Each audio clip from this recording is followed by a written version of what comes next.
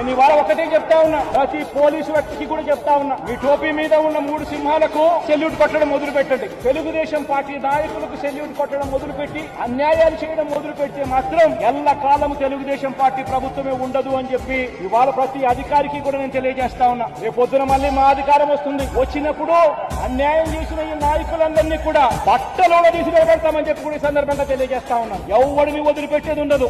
వంశీని అరెస్ట్ చేసేటప్పుడు సిఐ అన్నాడట, నేను 1.5 సంవత్సరంలో రిటైర్ అయిపోతాను అని చెప్పి. రిటైర్ అయిపోయినా కూడా సప్త సముద్రాల అవతల ఉన్నా కూడా మొత్తం అందరినీ కూడా పిలిపిస్తామని చెప్పి కూడా ఈ సందర్భంగా చెప్తా ఉన్నా. చట్టం ముందు నిలబడేట్టుగా చేస్తాం, బట్టలు ఊడదీస్తాం, న్యాయం జరిగేట్టుగా చేస్తాం అని ప్రతి ఒక్కరికి కూడా తెలియజేస్తా ఉన్నాం. ఈ మాదిరిగా అన్యాయం చేయడం మొదలు పెడితే మాత్రం ఖచ్చితంగా ప్రజలు, దేవుడు ఇద్దరు కూడా వీళ్ళని శిక్షించే కార్యక్రమం ఖచ్చితంగా జరుగుతుందని చెప్పి ఈ సందర్భంగా మరొక్కసారి వీళ్ళందరికీ కూడా చెప్తా ఉన్నాం. అన్యాయంలో భాగస్వాములు కావద్దండి. టోపీ మీద ఉన్న సింహాలను గౌరవించండి, వాటికి సెల్యూట్ కొట్టండి, మీ వ్యక్తిత్వాన్ని కాపాడుకోండి అని చెప్పి ప్రతి అధికారికి కూడా ఈ సందర్భంగా తెలియజేస్తా ఉన్నాం.